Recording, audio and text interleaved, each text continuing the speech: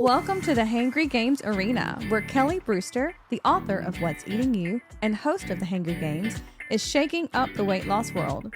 She's providing you with tons of resources and helpful tips to obtain your long-term wellness and weight loss goals once and for all. The Hangry Games is recorded and produced at Open Space Studios. Hello, Hangry Game Nation. I love being back in the studio with you guys, talking about all of my favorite weight loss topics. I pray that you have had the opportunity to work on some takeaways. Last week was awesome. I really loved the Q&A session, and I would love to plan another one of these in the future. This week, we have been just kind of getting ready, preparing for Mother's Day, and it kind of got me thinking about all the things my mom would ask me to do, whether it was in the moment, like, hey, can you go pick this up at the store or what have you, or it would be during the summer when, you couldn't wait for those 3 months off. You didn't have any homework, you had nothing planned, nothing to do, and you chug down the stairs and you walk into the kitchen, and lo and behold, they have that yellow legal pad sitting on the breakfast table. And it had all the things that needed to be done during the course of the day before she got home, right? And really all you wanted to do was sleep until 11, eat breakfast, watch TV, maybe hang out with your friends, chill with them a little bit. And that's really all you really wanted to do, right? Well, I remember when I didn't want to do them or didn't follow the guidelines that were often provided by her. She did have some specific guidelines that I would come up with a plethora of rationalizations, excuses. Some were amazing, some were obvious, and most were easily recognizable. Call them what you want, but they were reasons that were given to avoid the task at hand. So you guessed it. Today, we are going to tackle the topic of excuses, or the big but, okay? The most common we will say or hear with weight loss and overall wellness. And then we're going to address some ways to counter that thought process to avoid rationalization and become effective at not only goal setting, but achieving as well. Now, just to kick this off with a quick little story from a Reader's Digest article, a member of a diet club, I have to laugh when I'm like, okay, diet club. Now I know there's Weight Watchers and there's a few other support groups. It's like, hey guys, I'm trying to start a diet club. Are you interested in joining? I chuckled when I first started reading this. But anyway, this particular member of the diet club bemoaned her lack of willpower. She was complaining, and she'd made her family's favorite cake over the weekend. Problem number one. We'll go over that in a second. And she explained this to her group. She said, and they've eaten half of it. Now, the next day, however, this uneaten cake, that half uneaten cake beckoned, called to her. And we all know, you know that feeling. I know you do. And she cut herself a slice, then another, and yet another. And by the time she had polished off the rest of the cake, she knew her husband would be disappointed. So she's got everybody's attention now. And they were like, well, what did you say to him? What did he do when he found out? One of the club members had asked her this, and she said, well, he never found out. She said, I made another cake and I ate half of it. So first mistake was succumbing to that lack of willpower and then creating the excuses as to why I need to do this and this. So I have to laugh. It sounds ridiculous, but how many times in your weight loss journey have you been at the point of absolute desperation that coming up with a crazy off-the-wall excuse or rationalization just makes more sense than just facing the music? Whether it was your accountability partner, your spouse, your friends, or even worse, yourself, making excuses is the easiest way to justify the means when you are in that moment, right? When you're right there in that moment and you don't know what else to do. In my book, What's Eating You, we address the ever-present need to justify why we have to eat that particular meal, or why we were unable to continue our current exercise regimen when we've only been in it for like 2 weeks, right? Or maybe why we've succumbed to those pounds of pastries that are finding their way into the break room. Now, I really believe that getting through this particular part of the prep step process, working our way through rationalization, aka excuses, may be one of the most crucial components of achieving long-term wellness and weight loss. If the emotional monster is the elephant in the room, then rationalization is the light switch, leaving us in a room full of darkness. We have no idea that the emotional monster or the elephant's in the room because it's just dark, right?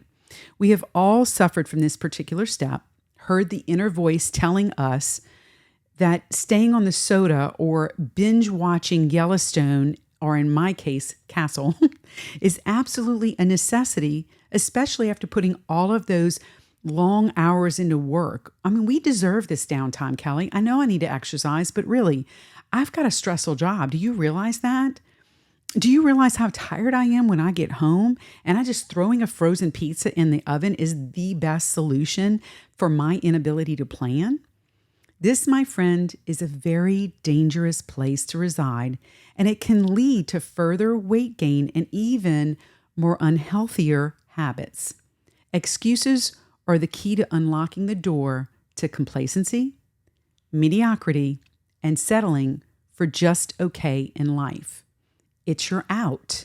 It's the safe cord you pull on your way to get off of the wellness train when you know that things are starting to get a little bumpy. You know, Kelly, I appreciate your candor and everything, but I don't really think this is an issue that I deal with. I mean, I get it, but I just can't relate, you know? Okay, all right, I gotcha. Well, let's just see if any of these statements sound familiar. We've done this before. We're doing it again. It wasn't my fault. We didn't have anything else to eat in the house. You know, if I do go to the gym today, I'm going to get all sweaty and I want to meet up with my friends later and I'd have to rewash my hair and take another shower and da-da-da-da-da. I felt bad that she was the only one eating the donuts in the office. I really couldn't let her just do that on her own. I just felt like I needed to just kind of be there with her. She's going through a rough time, you know? I am so busy right now with kids, work, after school activities. I just don't have the time right now. Well, you know, since I ate that ice cream sundae with the extra syrup and whipped cream, I'm just going to restart my eating plan next Monday, says the person who ate this on Tuesday. Everyone is raving about this new eating plan out there. But I think there's a lot of cooking involved. And, you know, I don't even know how to boil water. I mean, how is this going to even work? I could spend the rest of this podcast just going through the barrage of excuses and never exhaust the list. It is endless. So it's time to finally flip the switch in the room and deal head on with the elephant in the room, because when it's all said and done, true commitment to our wellness and weight loss may seem hard to achieve, but the day-to-day decisions play a crucial role in our long-term success and removing the easy outs, or AKA excuses. Taking responsibility starts within. To begin working through deactivating the excuse button in our life, we need to review some of the possible excuses or areas we have maybe placed blame for our slip-ups in the past, really taking the time to think about some of the reasons that we wind up on the sidelines instead of being in the big game and making some game-changing plays. So a few common reasons that I see and that you may have used in the past are the following. It's the work demands. The work demands create an opportunity for excuses. Maybe the school requirements that you have. What about the household duties? I've got to spend time with my spouse. All the other relationships that I have in my life. I have limited resources, monetary limitations, after-school activities for children, and other, you fill in the blank. So all of these are categories where people commonly will develop excuses from, but not yours may not be listed here. But it's not uncommon to see some of these things affect our ability to have success with our wellness and weight loss. This is really a tremendous exercise to utilize, and it is going to be one of your takeaways. So I don't know if you need to bookmark this, maybe write it down. I don't know, do whatever you need to come back to it, just so you can work through it where you can find yourself residing. Where do you find yourself residing in these things? What is speaking to you when I go over those particular topics? And I would encourage you, heck, I'm going to admonish you to seriously take the time to really reflect on the potential excuses in your way, disguised as maybe legitimate reasons for not seeing a better version of yourself. What you need to realize is even I am not immune to falling prey to the elephant in the room, and self-reflection is just as important for me as it is for you to avoid that rationalization pitfall. So let's talk about some common excuses that you may encounter in this weight loss journey, and then and measures that can be implemented to overcome and rectify this. So a few of these are found in the What's Eating You book. The first category, the all or none mentality. When we jump headfirst into the deep end of the pool and only to find out that we can't swim yet, sets us up for bailing out before we can really gain any serious momentum. When you try and do everything at once, all at once, it opens the door for moments of failure that ultimately lead to a barrage of excuses as to why none of this really worked in the first place. So how do you combat this? How do you put safety measures in place to avoid the pitfalls in your weight loss process? Go back to our podcast on the small changes really do have a big impact. Start with just removing some dietary triggers. Get some quick wins, and then consider, I'm only going to prep a few meals a week, working your way up to prepping for the entire week. These small measures allow you to put your foot in the water, take a little bit of a temperature there, right? On what works, what doesn't work for you, without causing these train wrecks in the journey that only justifies your need for using excuses. Start your exercise with just maybe 15 minutes of walking just a couple of times a week, and then adding a little weight training after a few weeks of success. Using the snowball effect in a positive way here pays huge dividends. So the next category is the chicken or the egg. Which came first is often a very big issue in our wellness and weight loss journey. Think about it. You eat something, right? You eat something bad. I'm going to save the ding dong for later on. Y'all know I have to bring it up every time. And it makes you feel bad. So you go in the mirror, not that you go right away, but you eventually you're in the front of the mirror and you're fixating on that area of your body that is challenging you maybe a little bit more than everything else. And what do? You get aggravated. And you head straight to the pantry or to the refrigerator, and you're looking for the next sweet treat, that comfort thing that's going to make you feel better about what you just did, which makes you roll right back around to feeling bad, and then you're looking in the mirror yet again.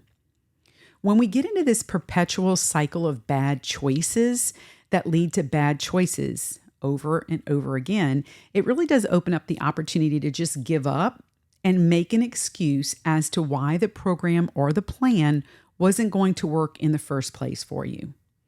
You gotta identify what discourages you and creative opportunities for positive changes that will reduce the need to rationalize or formulate yet another excuse. We have an activity that we talk about here where you have to list 2 or 3 positives about body image, about what you like, about how you look. I don't care if it's your hair. I don't care if it's your eyes. I don't care what it is. Hey, my arms are butt. I don't care. Whatever is positive, you want to put that on that little sticky note and put it on your mirror. Because inevitably, when you look at that mirror, the first thing you start thinking about is, where do I need to work on stuff? Well, I want you to look at that sticky note and say, but I've got this, and I've got that, and I've got that. And that's going to drive the positive motivation and not the need for excuses. The next one is calm instead of the storm. If stress is an emotional trigger for you, then proactive planning will become your biggest ally when stressors occur and will reduce the change for derailment and excuses. Identify these areas that have the potential to cause emotional triggers, the stressors per se, and look at ways of removing the insult to avoid the injury. Journaling is a great way to identify the culprits and can help you to trend activities or events that increase stress in your life. And when you can remove the insult, you reduce the need for excuses in your life. Journaling is a great way to really identify those positives as well, and then always come back to them. There is an OBGYN, her name is Kieran Duston, and she noted in an article in Body on Demand, they actually, I think, referred to her in their article. She notes several excuses that individuals use in their weight loss journey in that article. So we're going to talk a little bit about those, and then we're going to discuss some of those positive workarounds to reduce the excuses in our lives. The first one, I don't know where to begin, Kelly. I don't. Yes, weight loss can be daunting, especially when you've have a substantial amount of weight to lose. But starting somewhere matters. We talked about this a few weeks ago. You don't get on a bike and just start popping wheelies right away out of the gate, right? You started slow and you worked your way up, and you have to be okay with falling off from time to time. And here is where that aha moment on a Thursday afternoon, that is when and where you start. So in other words, like when your aha moment starts, if it's on a Thursday afternoon, that's when and that's where you start. Anything you positively incorporate can do something. Take the stairs, walk to the mailbox for each piece of mail, back and forth, right? Walk the dog, eat smaller portions, get rid of sodas. Anything can be everything in weight loss and wellness. On the contrary here, if you do happen to start the eating plan on Tuesday and you got a bit of a hiccup on Friday, the game is not over because of one error. It just shows you where you need to work on and what you should focus on. So you don't give up, right? Just because of one error. Otherwise, we'd lose the game every time, right? The other excuse, I have too much to lose. So what? Who cares? You have 30 pounds to lose. Fine. Lose 1 pound 30 times, or lose a half a pound a week over a year, and you've reached your goal. At a pound a week, you've reached your goal in 8 to 9 months. Remember, making smaller goals and reaching them and setting new ones more frequently drives that positive motivation for you and reduces the cycle of excuses. The next excuse, I am too old. What the? No one is ever too old to become a more healthier, better version of themselves. No, we are not going to look like Victoria's Secret models, okay? No, okay? And that's okay. But we can be the healthiest version of ourselves at our age, and that defines success in my book any day of the week, okay? Another one, I am just too busy. Guys, can I tell you something? Life is always going to be busy to some degree or another. I always tell my patients when they tell this to me, okay, let me ask you, do you want to give the best of you or the rest of you? And they slowly respond, I want to give the best of me. Okay, we all do. We all want to put our best foot forward.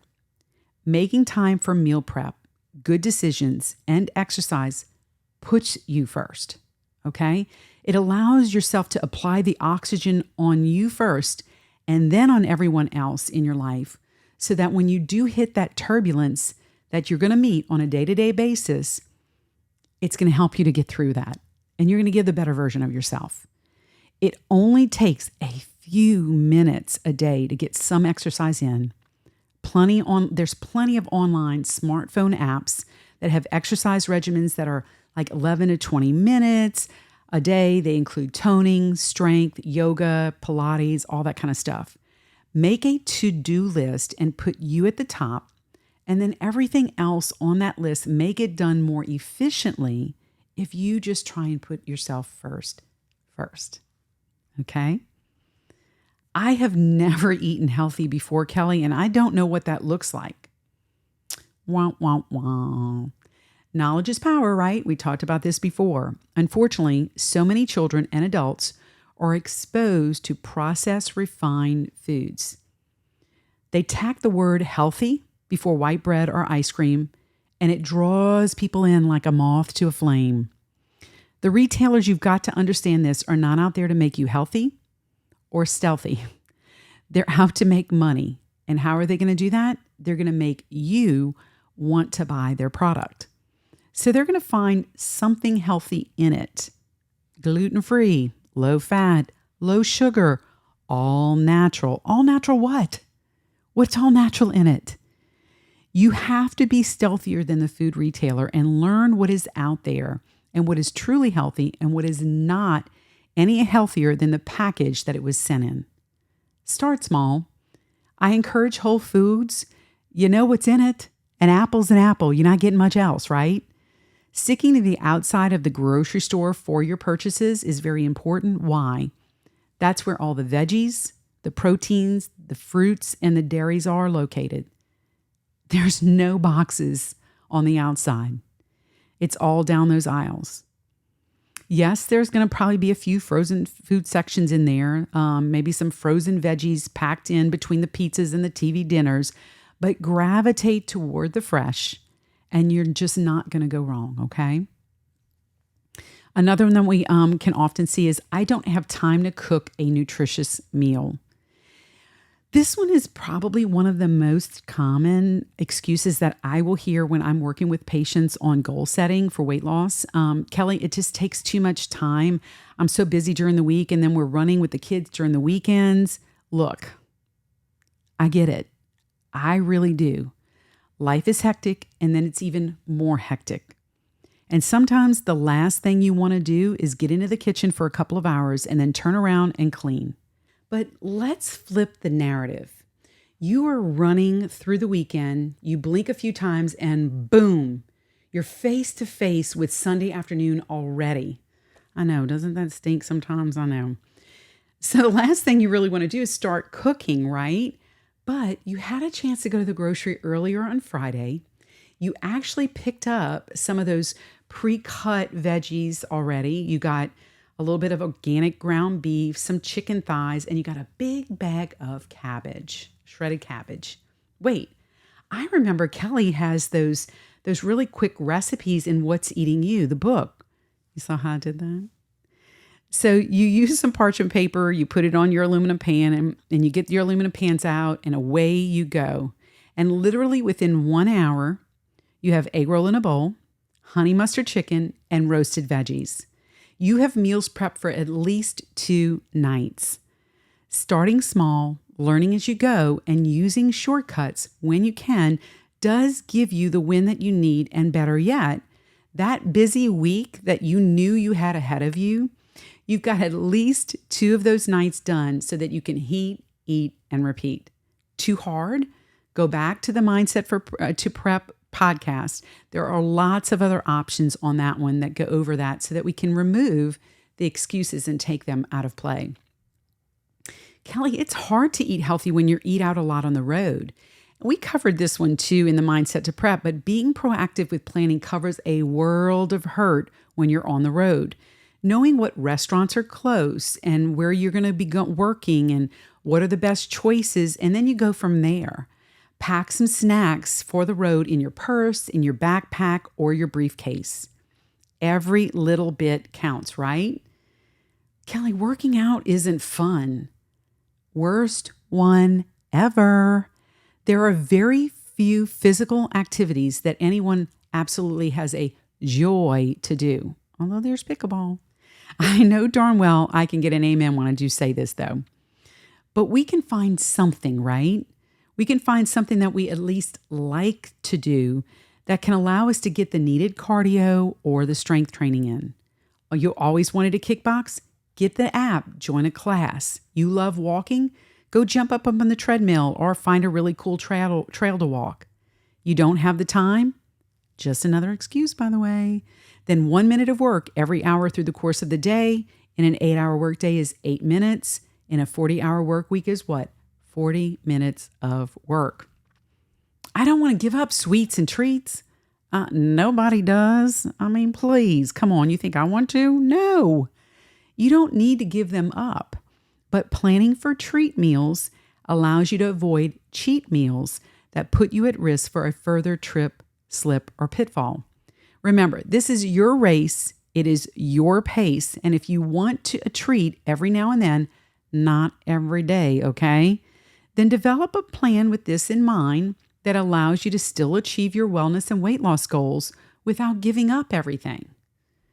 And truly the biggest thing that you can do to take down the big but is really evaluate what may be some of your common rationalizations or excuses and just work on proactive approaches before you get to the situation itself that would prompt you to make a reactive choice, which is, by the way, one of your big takeaways. Yes, it's already that time. It's been an absolute joy to talk with you today about excuses, working through them, developing some strategies to avoid rationalization in your wellness and weight loss journey. And if you feel that excuses are keeping you from obtaining your weight loss goals, make sure and check out our prep steps in the What's Eating You book, as well as to make sure to work through those activities in the free workbook on rationalization. We've got some really good stuff in there. You need to check it out, okay?